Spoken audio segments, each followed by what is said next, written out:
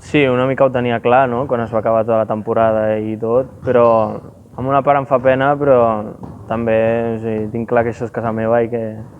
no perdré ningú d'aquí i ja està. I tinc ganes també de sortir, de veure coses noves i una mica de sortir a la realitat, no? Aquí sempre ens tracten molt bé, els nens de la penya i tot, però també sortir a fora per donar-te compte de com és la vida. No, crec que ha sigut bastant mutu, que els dos,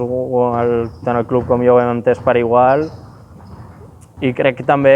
hem viscut una temporada difícil, bueno, les dues últimes han estat molt complicades, però bueno, crec que és una cosa que... Sí, jo crec que sí, i també crec que ho he intentat inculcar als meus companys, no? Que estar aquí és un privilegi per tots i sobretot pels que ho sentim més, però sí que la veritat és que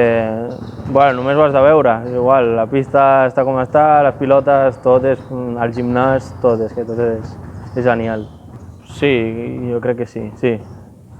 Puc quedar, quan vam fer medalla al Campionat d'Espanya júnior, crec que l'any que he disfrutat més jugant, crec que un grup excel·lent de persones i com els vam guanyar, no? Crec que vam classificar-nos a quarts de final, vam forçar una pròrroga amb un triple a l'últim segon i després vam guanyar amb un triple a l'últim segon i vam guanyar una medalla igual. O sigui que per mi aquell any va ser... I a l'instant aquest de la medalla va ser molt bo. Bueno, sobretot el David Jimeno, que és amb qui he estat molts anys i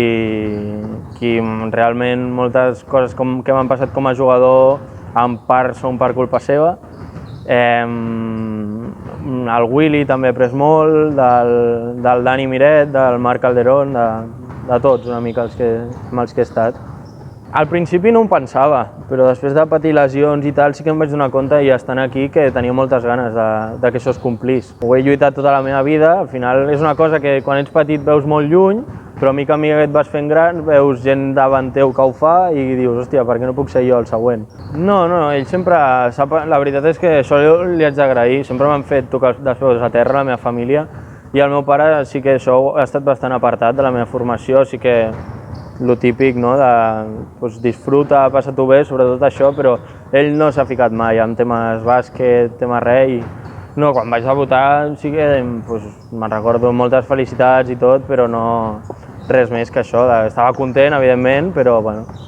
està bé. Crec que sobretot amb les persones amb les que he viscut, crec que d'aquí he sortit amb, jo què sé, tinc un grup ple de grups d'amics, gent que quedo amb ells com a mínim a l'estiu sempre intentem fer alguna cosa junts, sobretot amb la gent que forma el club, crec que és i l'essència del club crec que és el més important que tenim. No, sobretot que s'ho passin bé, al final jo no tenia cap objectiu, bueno, quan era petit venia, m'ho passava bé, jugava amb els meus companys i després m'anava, però sí que quan et vas fent gran i vas veient la situació, disfrutar-ho al màxim i evidentment hi ha evidentment quan tens els teus companys hi ha un component de rivalitat, això és evident, però sí que tu has de passar el millor possible i intentar ser el millor i treballar i ja està. La meva situació ha sigut bastant dura aquests últims anys,